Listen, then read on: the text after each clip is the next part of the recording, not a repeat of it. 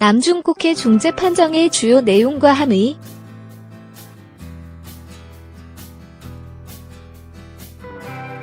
마침내 7월 12일 필리핀과 중국 간의 남중국해 사건에 대해 중재재판소가 판정을 내렸다.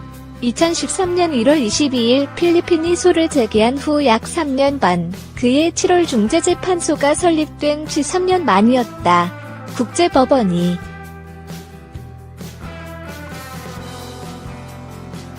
다룬 사건 중 이번만큼 세계의 관심과 이목을 집중시켰던 사건은 없었던 것 같다. 이 사건은 필리핀이 소송을 제기하면서부터 지속적으로 언론의 관심을 받았는데, 특히 재판소의 판정을 수개월 앞두고서는 결과에 대한 추측성 보도가 난무했고, 판정을 내린 지난 화요일 이후 며칠간은 관련 기사가 홍수를 이루었다. 이처럼 이 사건이 국제사회의 관심을 크게 받은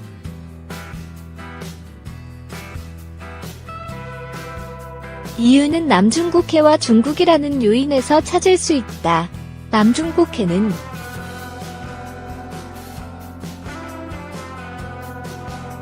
동아시아의 주된 해상 교통로로서 석유, 가스 자원과 어족 자원이 풍부하고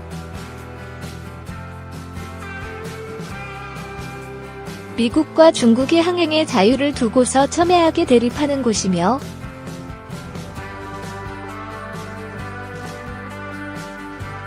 무엇보다 아세안 5개국과 중국 간의 세계에서 가장 복잡한 도서 영유권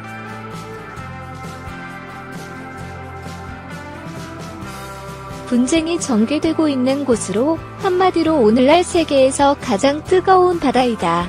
중국은 이런 남중국해의 약 90%에 이르는 수역을 자신의 관할 수역으로 주장해 오고 있으며, 2000년대 이후에는 집행관할권을 더욱 강하게 실행하면서 필리핀, 베트남 등과 갈등을 빚어왔다. 국제사회는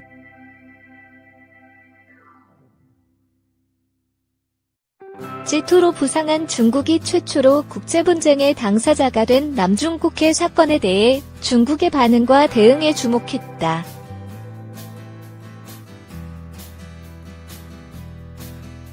필리핀이 2013년 1월 중국을 상대로 소를 제기한 직접적 배경은 필리핀 연안에서 약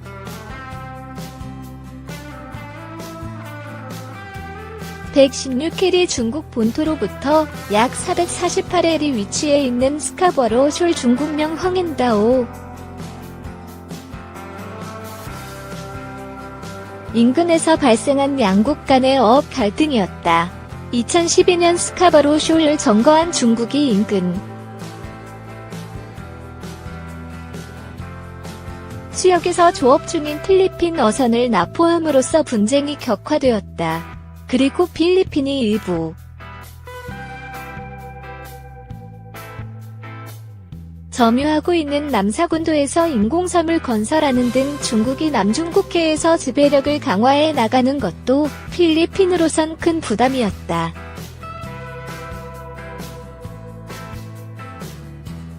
중재재판 절차는 전적으로 유엔해양법협약과 중재재판에 관한 제7부속서 규정에 따라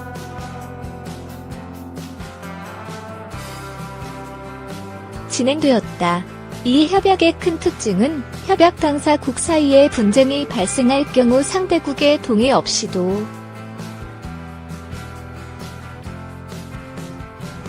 일방에 의해 국제법원 제소가 가능한 강제적 분쟁 해결 절차 제도인데, 당사국은 분쟁 해결을 위해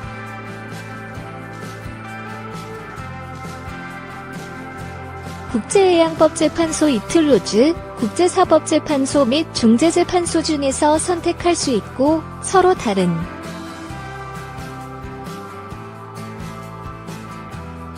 선택을 하거나 선택을 하지 않을 경우 중재재판소에서 다루게 되어 있다. 국제중재재판소는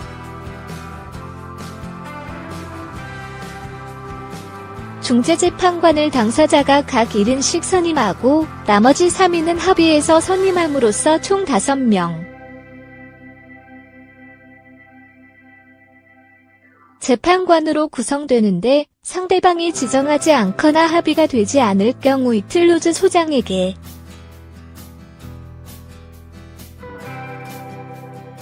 선임을 요구할 수 있다.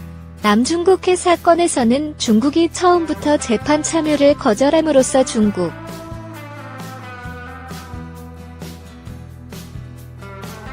측 재판관과 나머지 3인의 재판관을 이틀로즈 소장이 임명했다. 이렇게 해서 중재재판소는 유럽 국가 4인과 아프리카 국가 1인의 재판관으로 구성되었다. 중국은 처음부터 중재재판에 참여를 거절하고 재판의 결과도 이행하지 않을 것임을 거듭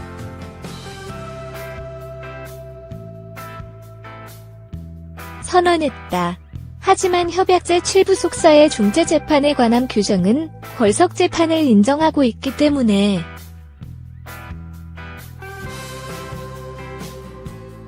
중국의 재판소 출정 여부가 재판 진행에 영향을 미치진 못했다. 필리핀은 총 15개 사항에 대해 재판소의 판단을 구하였는데 본안에 대한 판단 못지않게 관할권,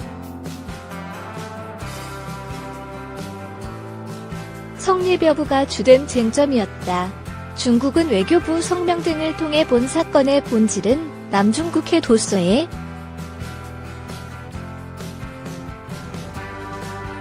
영유권 분쟁과 해양경계획정 문제로 해양법 협약은 도서 영유권 분쟁을 다루지 않고 중국이 2006년 해양경계획정 등의 사안에 대해 강제 관할권 배제 선언을 해두었기 때문에 중재재판소는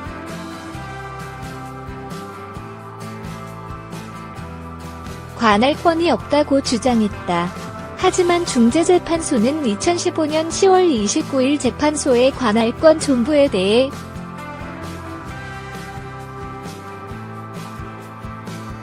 적극적으로 판정하였고 15개 사항 중 7개는 관할권을 인정하고 나머지는 본안에서 판단하기로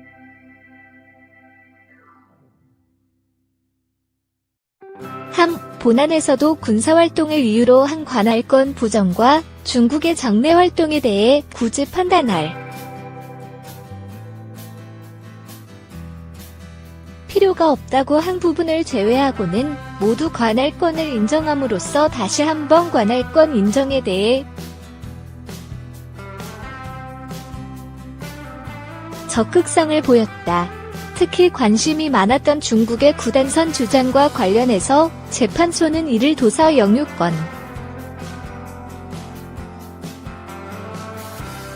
및 해양경계획정 문제와 분리해서 다룸으로써 관할권을 인정했다.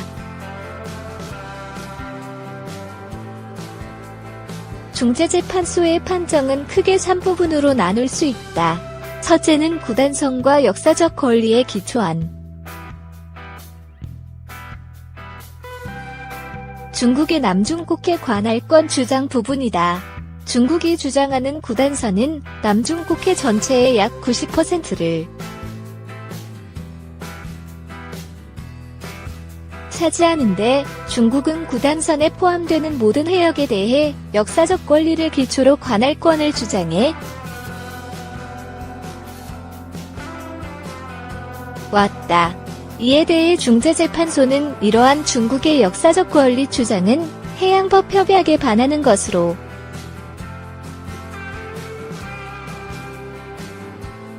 법적 효력이 없다고 판정했다.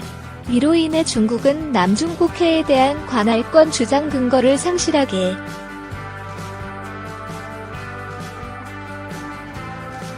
되었다. 다만 중재재판소가 남사군도 4개별 도서의 영유권 문제는 관할권 부재로 인해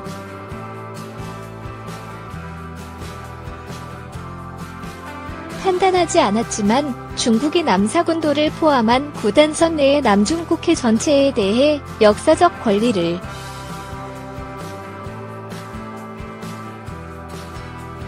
근거로 관할권을 주장해왔다는 점에서 남사군도에 대한 중국의 영유권 주장도 어느 정도 영향을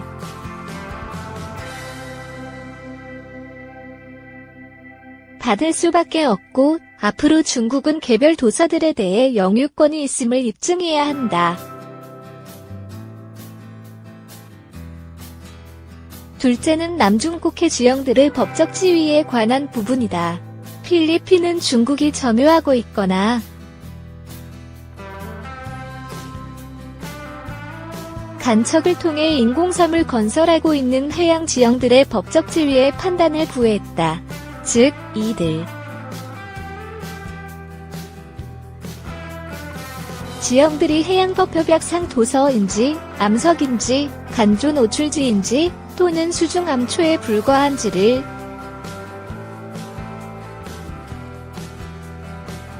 가려달라고 한 것이다. 해양법협약 상도서는 12해리 영해뿐만 아니라 200해리 베타적 경제수역과 대륙분까지 가질 수 있는 반면 암석은 12해리 영해만 가질 수 있으며 만조시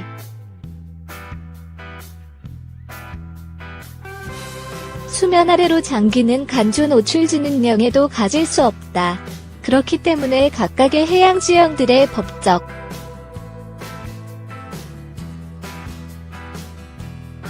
지위가 어떻게 결정되는지는 국가의 관할권 행사에 있어서 아주 중요하다. 해양법협약은 도서와 암석의 구별 기준으로 인간의 거주 가능성과 독자적인 경제활동 유지 가능성을 들고 있는데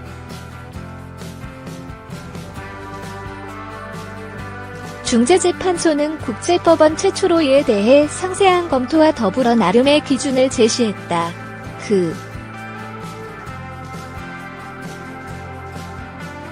결과 중재재판소는 남사군도에서 가장 큰 지형으로 현재 대만이 점유하고 있는 이투에버 태평도를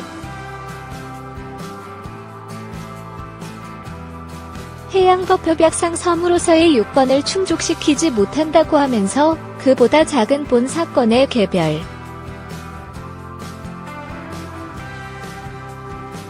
지형들에 대해 모두 암석 또는 간조 노출지로 판단했다. 특히 필리핀과 심각한 어업 갈등을 겪었던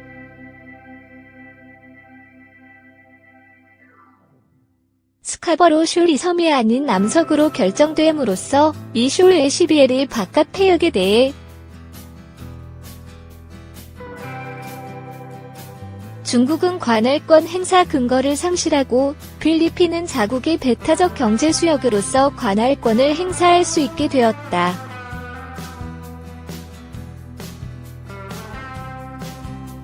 셋째는 간척과 인공섬 건설, 타국의 어업활동 규제 등 남중국해에서 중국의 활동에 대한 부분이다. 이에 대해 중재재판소는 간척과 인공섬 등의 건설 행위가 주변 해양 생태계에 심각하고 회복 불가능한 피해를 야기했다며 협약의 해양환경보호 관련 조항의 위반을 인정하고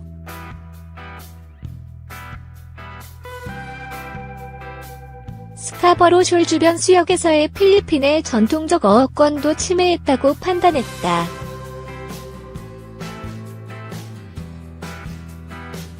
이번 중재 판정 직후 필리핀, 미국, 일본 등은 중국이 판정 결과를 성실히 이행할 것을 촉구한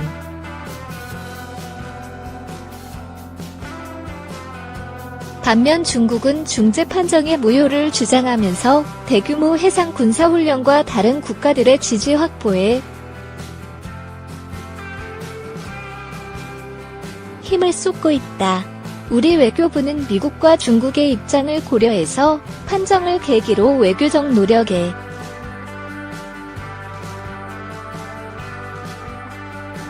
따라 평화적으로 해결되길 희망한다는 중립적이고 원론적 수준의 입장을 피력했다. 2번.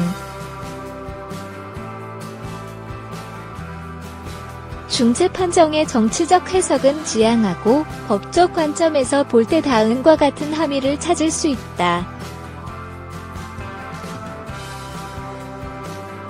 첫째, 남중국해 분쟁 양상의 전환과 확대 가능성이다. 중재재판소가 중국의 구단성과 역사적 권리 주장을 인정하지 않고 해양 지형들에 대해 기껏해야 12일의 영해만을 가지는 암석이라고 판단함으로써 공해 영역이 넓어지고 국가들은 그만큼 항행의 자유와 어업 등에 대한 권리를 더 많이 누릴 수 있게 되었다. 중재 판정을 통해 남중국해 분쟁이 도서 영유권 분쟁과 해양법 협약,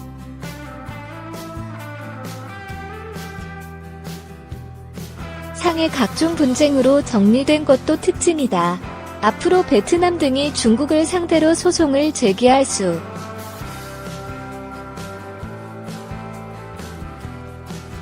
있는 법적 기반은 더욱 단단해졌다고 할 수 있다. 일본은 동중국해에서 중국의 석유 시추에 대해 소송 제기를 고려하지만 섬으로서의 오키노도리시마 주장은 더욱 궁색하게 되었다. 즉, 중재 판정 결과는 단순히 분쟁 당사자인 필리핀과 중국 사이만의 문제가 아니며 양국이 정치적 타협을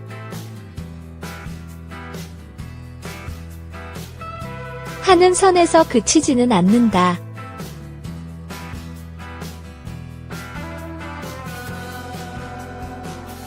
둘째, 중재 판정에 대한 중국의 이행 여부 문제이다. 중국은 중재 절차에 참여하지 않으면서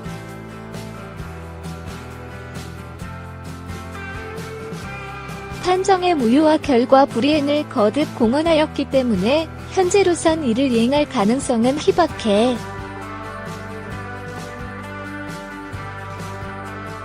보인다.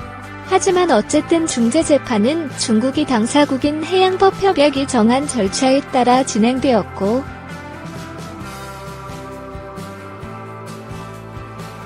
판정 결과는 법적 구속력을 가지기 때문에 이번 사건이 정치적 동기에서 비롯되었다거나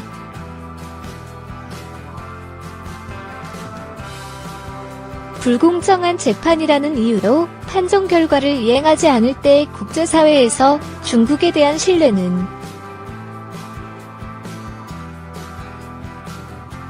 약화될 수밖에 없다. 중국으로선 중재 판정의 여파를 최소화시키면서 국제법 존중이라는 기존이 입장을 준수하는 모습을 어떻게 보여줄 것인지가 큰 숙제라 할 수 있다. 셋째, 중재 판정의 한국에 대한 함의이다. 이번 판정은 특히 독도에 대해 많은 함의를 가지고 있다. 중재재판소가 관할권 성립에 대해 매우 적극적 입장을 보인 점, 매우 엄격하게 판단한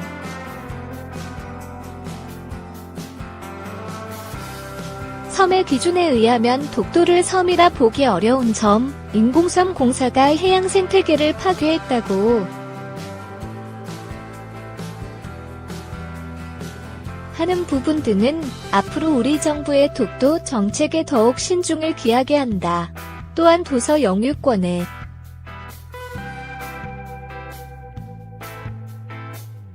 대한 판단은 아니고 개념 사용이 다르긴 하지만 중재재판소가 중국의 역사적 권리 인정에 대해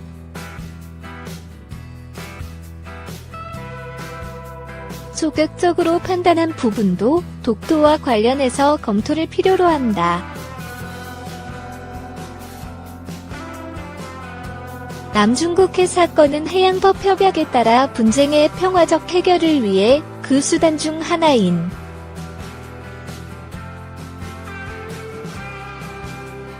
국제법원에 회부된 사안이다. 하지만 지난 12일 중재 판정 이후 지금까지 진행되고 있는 상황은 분쟁의 평화적 해결보다는 오히려 정치적으로 확대 재해석됨으로써 분쟁을 더욱 악화 또는